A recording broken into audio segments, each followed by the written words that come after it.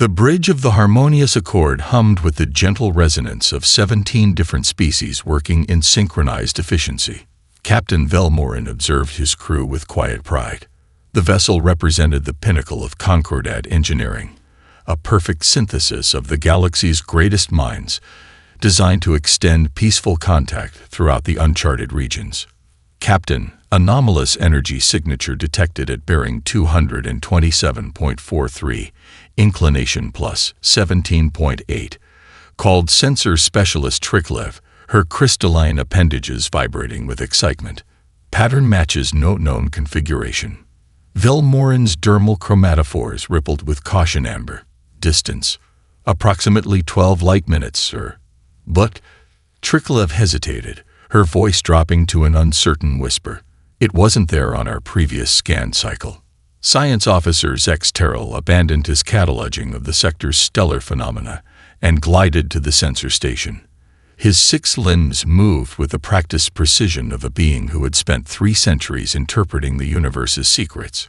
Impossible, he muttered, compound eyes flickering through spectrum shifts as he processed the data. The energy signature suggests the object emerged from nowhere. Clarify, ordered Velmorin. The readings indicate a localized distortion of space-time, as though something pushed through from another dimensional layer. Zex Terrell's voice carried the tremor of scientific heresy. According to all established physics, this should not be possible.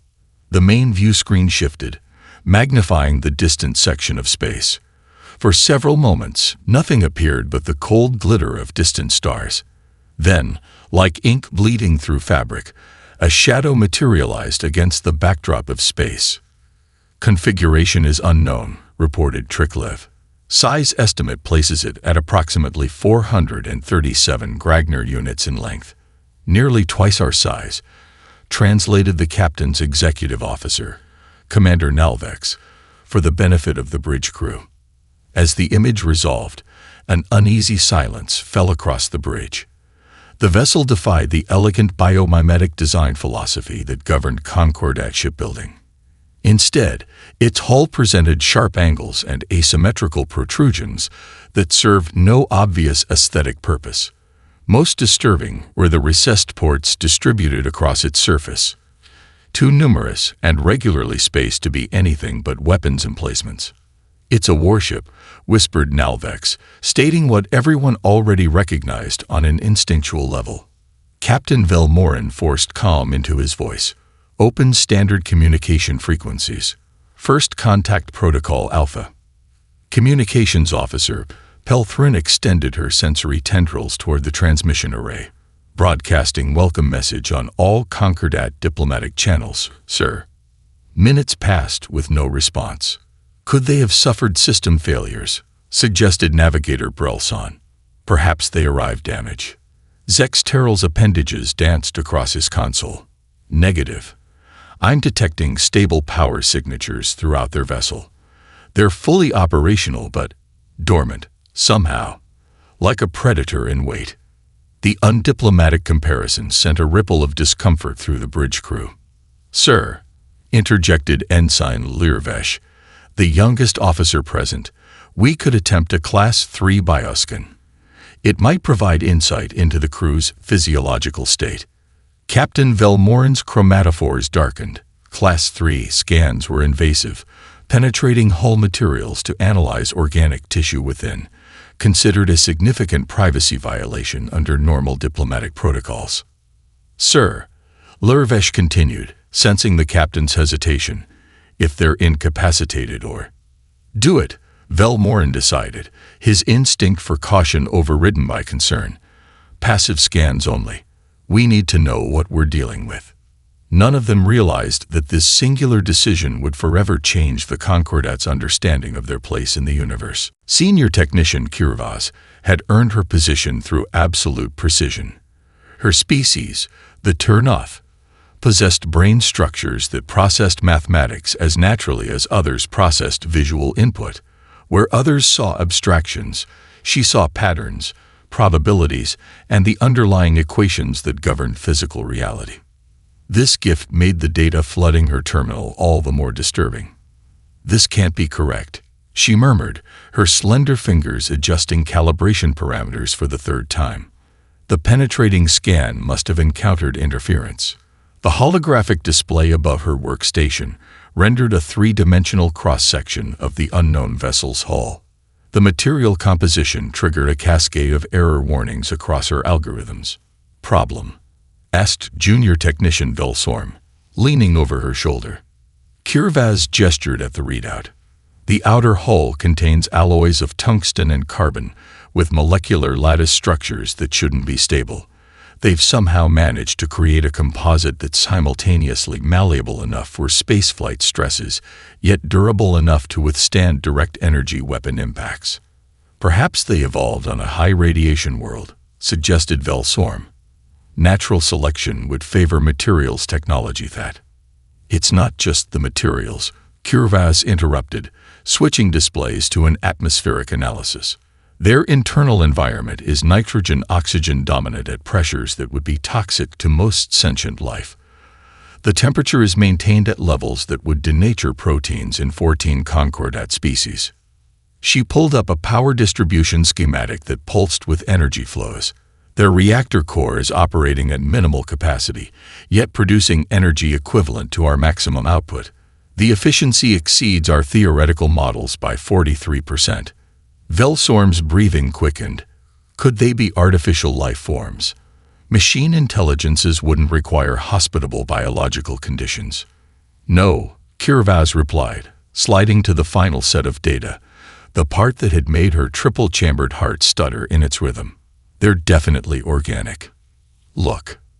The bioscan results materialized in dispassionate detail.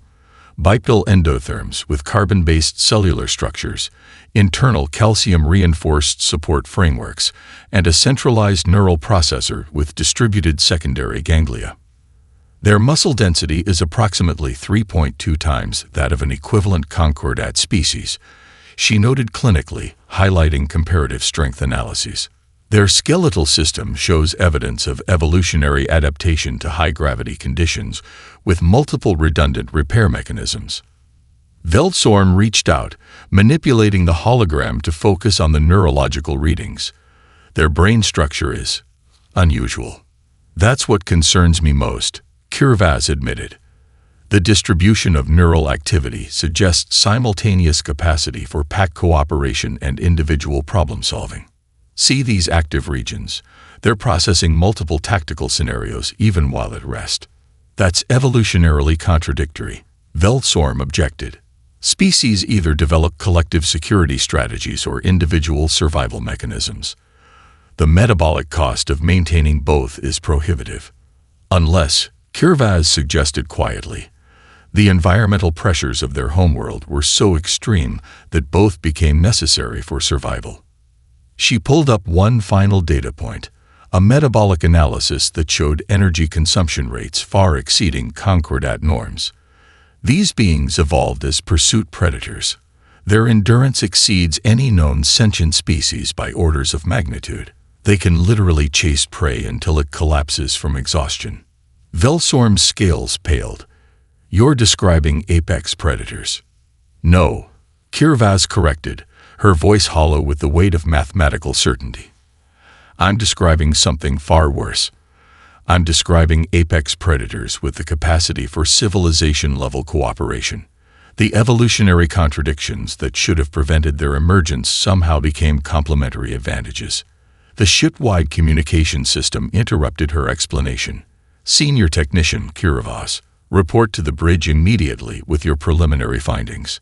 As she gathered her data crystals, Kirvaz knew that what she carried wasn't just information. It was a fundamental challenge to the Concordat's understanding of their place in the galactic order. Incoming transmission. Communications Officer Pelthrin's announcement silenced the growing panic on the bridge. For nearly 30 minutes, the senior staff had been reviewing Kirvaz's findings, each new data point intensifying the collective dread. "Source confirmed as the unknown vessel," Pelthrin continued, her bioluminescent patches pulsing with surprise.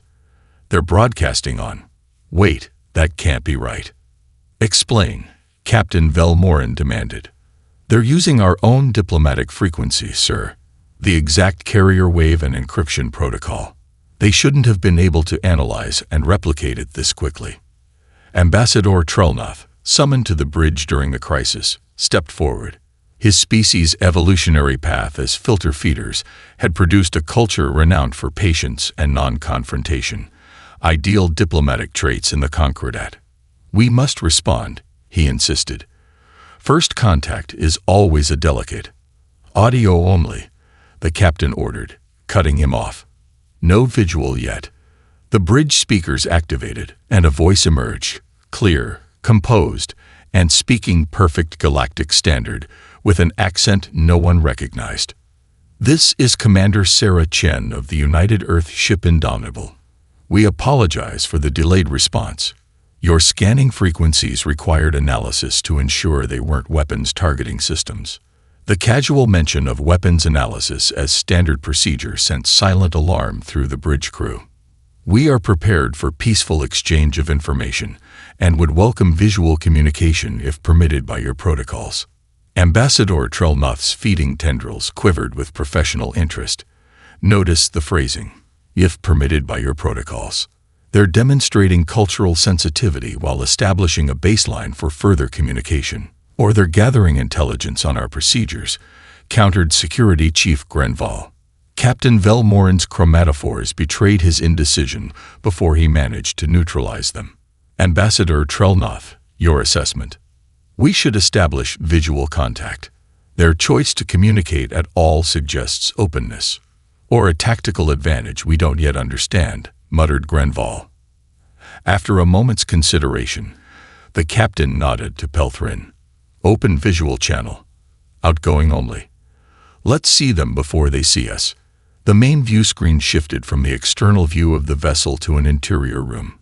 Standing at its center was a bipedal being with dark hair pulled tightly back from a face that bore unsettling similarities to several Concordat species despite its alien features. Most disturbing was the mouth, exposed rather than covered by protective plates, with visible teeth reminiscent of carnivorous species throughout the galaxy. The being wore a uniform of deep blue with silver accents and symbols that presumably denoted rank. "Greetings, harmonious accord," the being, Commander Chen, said, smiling slightly. The expression exposed more teeth, triggering primitive fear responses in several bridge officers. "We've been mapping this sector for approximately 3 local months and hadn't detected any signs of intelligent life until your vessel appeared. It's quite remarkable to find another spacefaring civilization." Ambassador Trelnoth signaled for permission to respond, which the captain granted with a reluctant gesture. "Commander Chen, I am Ambassador Trelnoth of the Galactic Concordat, a peaceful federation of 17 spacefaring species. We welcome this opportunity for cultural exchange."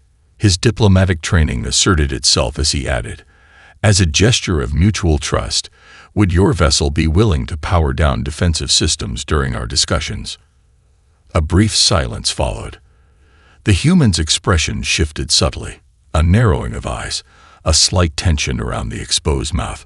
When she spoke again, her tone remained pleasant, but several officers noted a new firmness beneath the courtesy. "I'm afraid that won't be possible, Ambassador. After the Proxima betrayal, United Earth Protocol strictly forbids defensive vulnerability during first contact scenarios. I hope you understand." The diplomatic shuttle detached from the harmonious accord with a gentle pulse of maneuvering thrusters. Inside, Ambassador Trelnoth led a delegation of 5 specialists, each chosen for their expertise in xenobiology, cultural interpretation, and threat assessment. Despite vociferous objections from Security Chief Grenval, Captain Velmorin had authorized the diplomatic mission. A calculated risk weighed against the potential benefits of peaceful contact.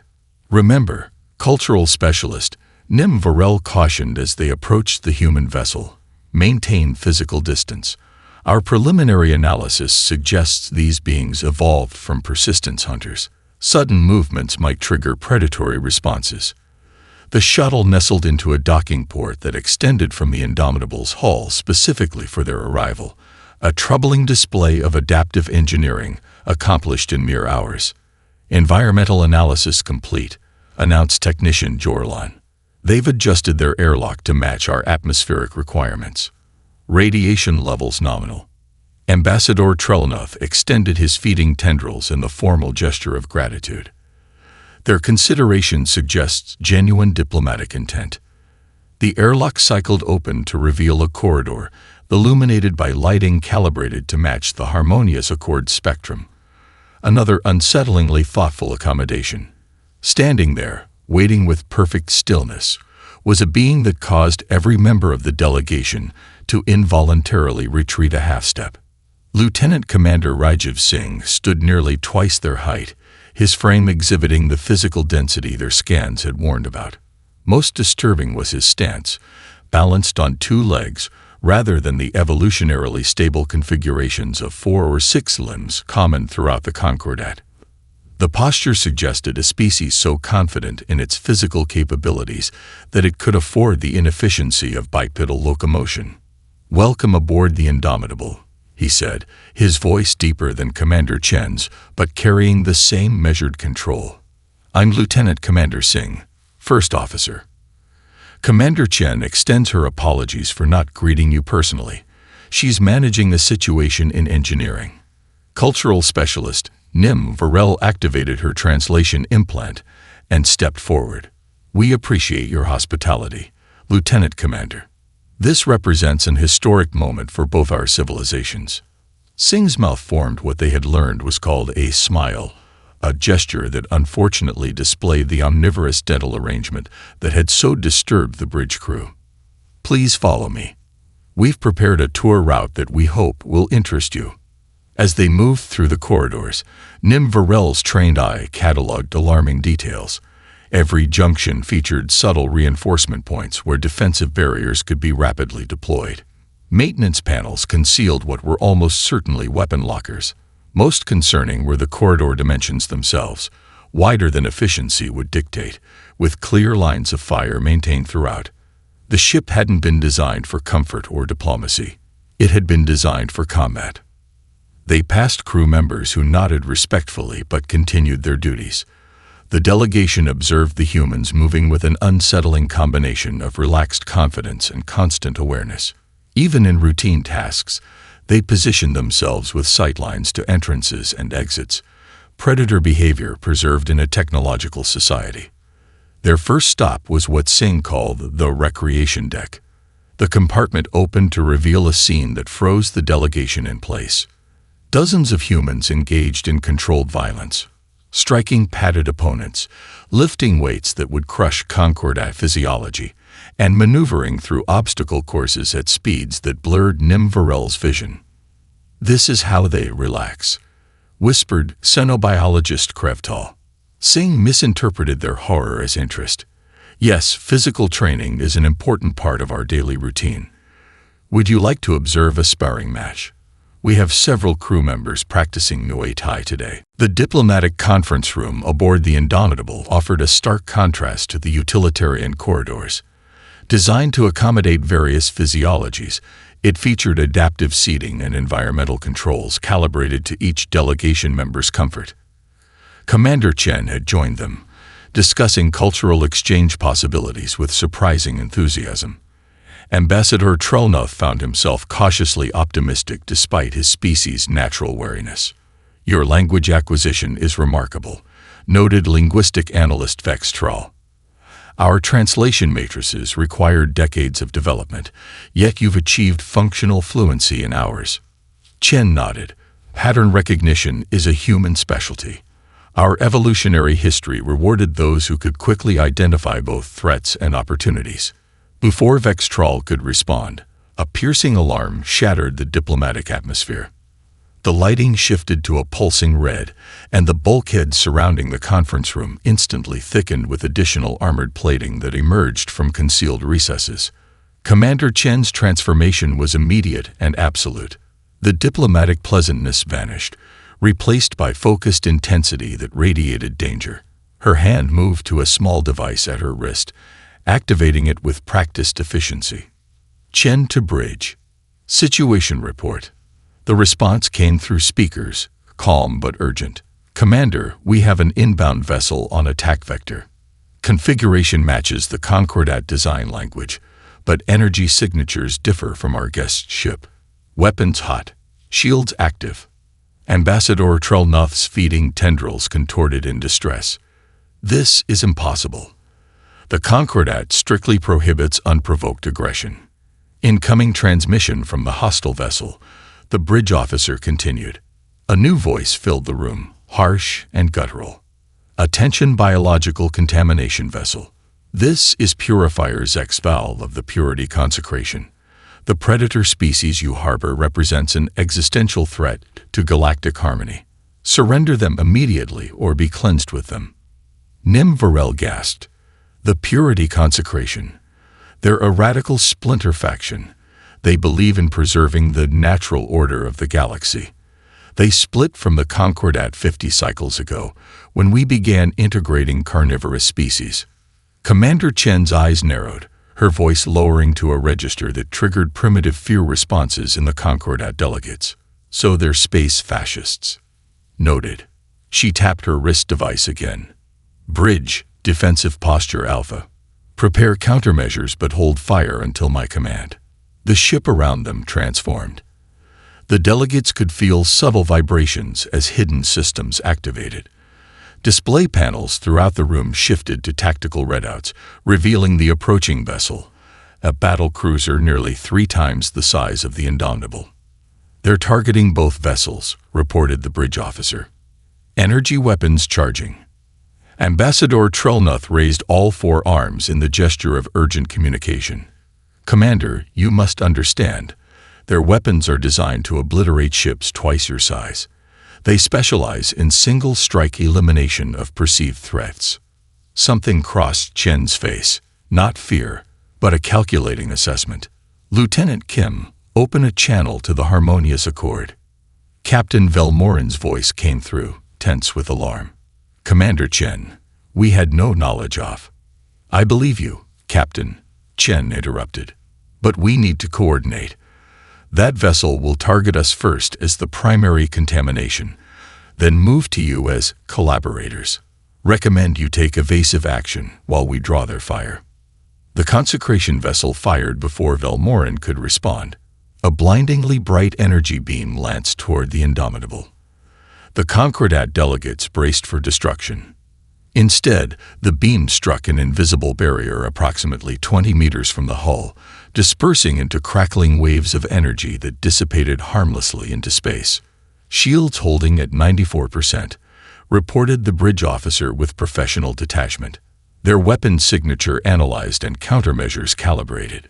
Commander Chen's expression shifted into something the cultural specialist recognized with horror. The baring of teeth that, in humans, signified not just aggression but satisfaction with a confrontation. Now, she said quietly, let's show them why Earth doesn't start fights, but always finishes them. The Indomitable's response was surgical and precise. Weapon systems previously invisible to Concordat scanners emerged from recessed compartments along the hull. Instead of the expected energy weapons, pinpoint projectiles launched at velocities that strained the delegates' comprehension. Targeting their weapons arrays and propulsion systems only, announced the tactical officer over the comms. Avoiding life support and crew quarters. Science officer Zex Terrell watched the tactical display with scientific fascination. They're deliberately minimizing casualties. The Purity Consecration vessel shuddered as multiple impacts compromised its weapon systems. Its return fire grew erratic, still powerful but unable to penetrate the Indomitable's defensive fields. Their shields are failing, reported the tactical officer, detecting multiple hull breaches and atmospheric venting. Commander Chen nodded calmly. Ceasefire. Prepare boarding parties with medical support teams. Priority is securing the vessel and treating casualties. Ambassador Trellnoth's feeding tendrils trembled with confusion. You're sending medical personnel to the beings who just attempted to destroy us. Standard procedure, Chen replied, as though explaining something obvious. They're no longer a threat, which means they're now potential intelligence sources and wounded sentients requiring aid.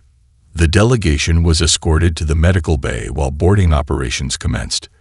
What they witnessed there challenged their understanding more than any weapon could have. Dr. Elon Takeda, the Indomitable's chief medical officer, had transformed the medical bay into a trade center. Holographic displays showed the biological specifications of purity consecration members, information that shouldn't have been available to humans. "How did you acquire their physiological data?" asked xenobiologist Krevtal. Dr. Takeda didn't look up from preparing treatment protocols.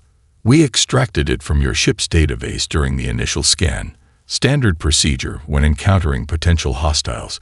We need to know how to treat them if conflict occurs." You planned for their medical treatment while simultaneously preparing to disable their ship. Zex Terrell asked, compound eyes shifting through spectrum bands in confusion. "Of course," Takeda replied. "What would be the point of a precision strike if we just let them die afterward? That would be wasteful and cruel." The first casualties arrived. Purity consecration extremists with injuries from explosive decompression and internal systems failures. Despite having attempted to destroy the Indomitable minutes earlier, they received the same focused medical attention as crew members. Zex Terrell approached a medical display, his scientific curiosity overriding caution. "Your neurological responses are perplexing." Dr. Takeda glanced up briefly. "How so?" "Your brain activity while treating enemy combatants shows the same pattern signatures as when your species protects its own social units." He gestured to the neural scan running in the background, a monitoring system for the medical staff themselves. "According to evolutionary logic, you should be experiencing stress or aggression responses. Instead, your empathy centers are fully engaged." Takeda smiled slightly as she administered a stabilizing compound to a wounded purifier. "That's because human evolution took an unusual path.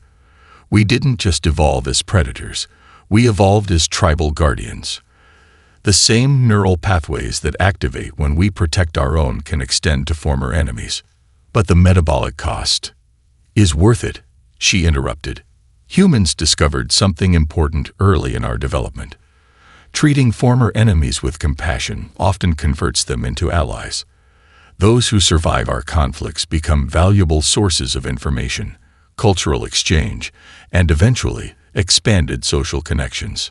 The doctor turned to a new patient, her hands working with practiced precision on an anatomy she couldn't possibly have studied before. "Our capacity for violence exists specifically to create the conditions where our capacity for healing can flourish." The Concordat Emergency Council, convened via Quantum Entanglement Network, representatives from all 17 member species, gathered in virtual space to address the human situation. Captain Velmorin and Ambassador Trelnoff presented their findings while specialists analyzed data transmitted from the Harmonious Accord. "These humans demonstrated combat capabilities beyond our technological understanding," reported Fleet Admiral Drenval, "yet exercised remarkable restraint. The Purity Consecration vessel suffered minimal casualties despite its clear hostile intent." Strategic analyst Prelmock's holographic avatar flickered with agitation. "We should focus on containment. If humans have colonized other systems, they have," interrupted Science Officer Zex Terrell. "According to information they've freely shared, humans have established settlements in 12 star systems, expanding outward from their homeworld in a controlled pattern." The council chamber filled with murmurs of alarm.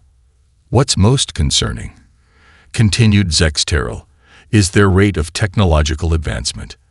From primitive chemical rockets to dimensional pocket drives in approximately 70 Earth years." Strategic analyst Prelmock's avatar flared bright red. "Impossible. Such advancement violates all known development curves. The energy crisis alone should have." "They bypassed it," Zex Terrell explained. "Their fusion technology achieved stability while they still burned fossil fuels. Their developmental timeline suggests evolutionary pressure toward rapid adaptation." Before the council could process this revelation, a priority alert interrupted the proceedings. Long-range sensor stations at the galaxy's edge had detected multiple dimensional ruptures, similar to human transportation technology, but vastly larger. Commander Chen's voice came through on the direct channel that had been established with the Indomitable.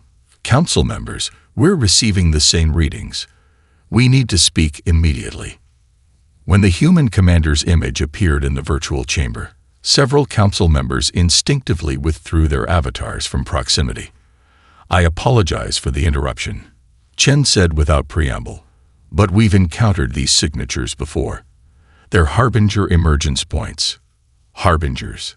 Questioned High Counselor Trelxon. Chen nodded, her expression grave. Transdimensional entities that consume matter and energy. We've had 2 previous encounters in deep space. The first nearly destroyed our colony ship. The second cost us 3 destroyers before we drove them back. She transmitted data packets that expanded into tactical displays showing the entities, biomechanical horrors that defied conventional physics. This is why human ships maintain combat readiness, Chen explained. Not out of paranoia, but from confirmed threat assessment. We've been preparing for their return since the Ta City incident. The Council processed this information in stunned silence before Fleet Admiral Drenval spoke. Commander, if these entities are as dangerous as you claim, why haven't you warned the galactic community? We tried, Chen replied, a hint of bitterness entering her voice. 6 standard years ago, we sent diplomatic vessels to the coordinates where we detected civilizational signatures. They never returned. After the 3rd disappeared, we changed our first contact protocols to lead with warships. She manipulated the tactical display, highlighting the Harbinger emergence points relative to Concordat space. Based on previous patterns, they'll establish beachheads before launching consumption swarms. You have approximately 48 hours before they reach your core systems. High Counselor Trelxan's avatar dimmed with distress. Our defense force is distributed across 17 homeworlds. We cannot possibly redeploy in time to mount a coordinated defense. Commander Chen's expression shifted subtly. The same look she had displayed before engaging the Purity Consecration vessel. There is another option. Terra Actual. This is Indomitable. Activate Protocol Umbrella. Authentication Chen Delta 7 Horizon. Commander Chen's transmission cut through the stunned silence of the Concordat Council chamber. Her words, incomprehensible to the aliens, carried unmistakable weight. The response came almost immediately, a deep voice speaking with calm authority. Authentication confirmed. Indomitable. Dimensional coordinates received. Fleet deployment commencing. ETA to primary targets, 17 minutes. High Counselor Trelxan's avatar flickered with confusion. Commander Chen, what have you done? Called in the cavalry, she replied, manipulating the tactical display to expand across the Concordat territorial space. When we detected your civilizations 6 years ago, we didn't just send diplomatic vessels. We also positioned defensive assets throughout the sector, dormant, shielded from detection, waiting. Across the display, dozens of signal markers activated simultaneously, appearing from seemingly empty regions of space. The markers moved with purpose, forming a protective grid around populated Concordat worlds. Dimensional transition complete, reported the voice from Terra Actual. Battle Group Sentinel is deployed. 47 vessels online and combat ready. Strategic Analyst Prelmox's avatar pulsed with alarm. 47.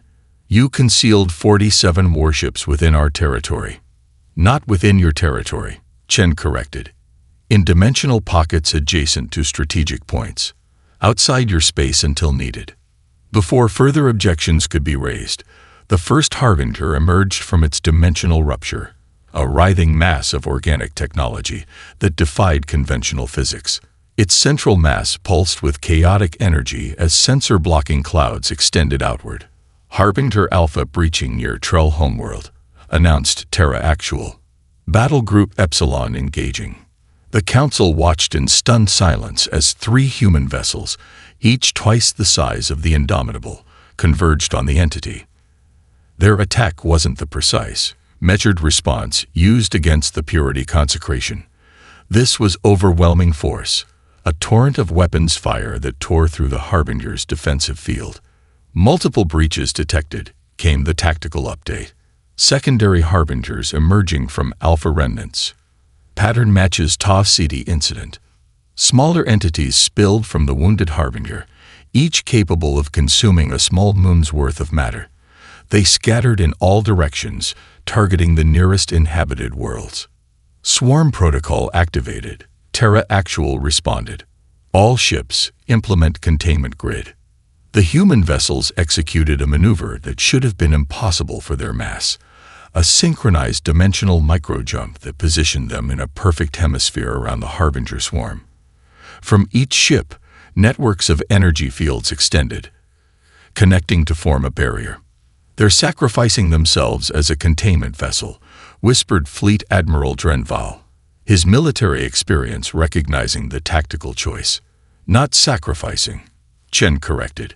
"Our shields are designed to absorb and repurpose the energy they use to feed. It's how we defeated them at Proxima Centauri." Another alert sounded. More harbingers emerging near densely populated systems. The largest appeared directly above the Concord at Homeworld, its mass casting a shadow visible from the planet's surface. "Dreadnought Terra Actual engaging primary threat," announced the calm voice. "All civilian vessels initiate evacuation protocols." For the first time, the Council saw the vessel commanding the human fleet, a warship of such scale that it dwarfed the largest Concordat station. It emerged from dimensional transition directly in the Harbinger's path, interposing itself between the threat and the planet below.